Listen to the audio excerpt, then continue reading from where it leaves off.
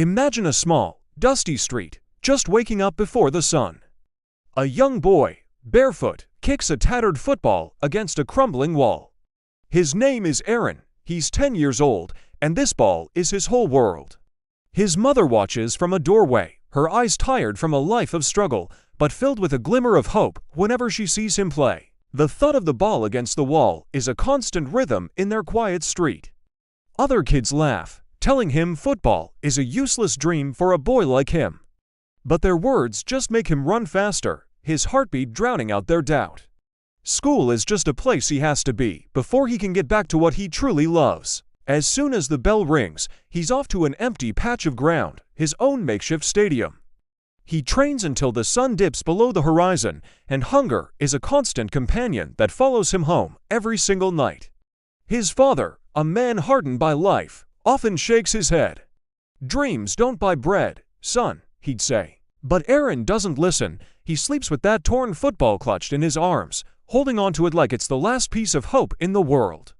Years fly by. The sweat on his brow replaces the tears of his childhood. He starts playing in small, local matches. The crowds are tiny, but their cheers, however few, are like fuel to his fire. He plays with a raw, fearless energy that's impossible to ignore, and one day, someone finally notices. A scout, watching from the sidelines, sees the hunger in his eyes, the relentless spirit in his every move. That's how Aaron gets his first real jersey. It's worn and a size too big, but to him, it feels like armor. The day he steps into the city stadium for the first time, it feels like he's walking into heaven. The sheer size of it, the green of the pitch, it's a world away from his dusty street. But during that first match, his nerves get the best of him. His legs shake, his heart pounds in his chest, and he misses an easy goal. The crowd's cheers turn to boos, and the sound crushes his confidence. At halftime, his coach looks him dead in the eye and says, "Stand up and fight, or go home right now." That night, as the rain pours down, Aaron is the only one on the training field. He runs until his lungs burn, until blisters form and bleed on his feet. He runs through the pain, through the doubt, through the memory of the crowd's jeers. He's not just training his body, he's forging his will. The next match arrives. The stadium is silent for a moment, a tense quiet before the storm. Aaron gets the ball.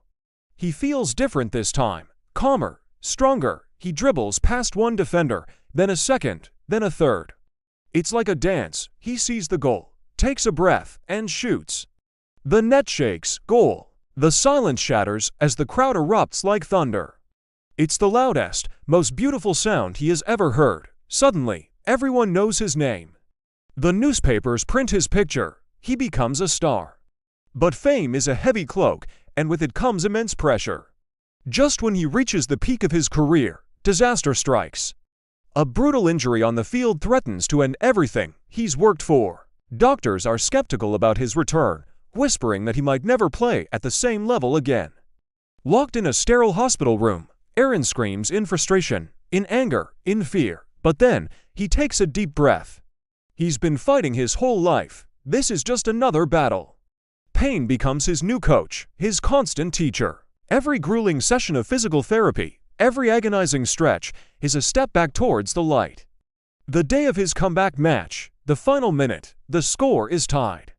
The entire stadium holds its breath. As Aaron positions himself for a free kick, his mind flashes back to that small, dusty street. He sees the little boy with the torn ball. He remembers his mother's hopeful eyes, his father's worried frown. He remembers the hunger, the struggle, the dream. This kick isn't just for the match, it's for that boy. It's for everyone who ever believed in him, and everyone who didn't. He shoots not just with his foot, but with his entire soul. The ball soars through the air and finds the back of the net. Goal. The stadium explodes. This time, as tears fall down his face, they're not from sweat or pain, they are tears of pure joy, of triumph. He lifts the championship trophy high above his head, searching the crowd until he finds his mother's face, wet with her own tears. And there, standing beside her, is his father, a proud, wide smile finally breaking through his hardened exterior. Back in his hometown, little kids in the streets now try to copy his moves, his signature shot.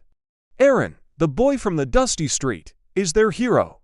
He uses his success to build a state-of-the-art football academy right where he grew up, giving other kids the chance he almost never had. He often tells them, dreams are free, but they won't work unless you do. The Dusty Street still exists, quiet and humble. But now, it's a place where legends are born. Thank you so much for watching. If this story inspired you, please hit that like button and subscribe for more content that celebrates the power of the human spirit. We'll see you in the next one.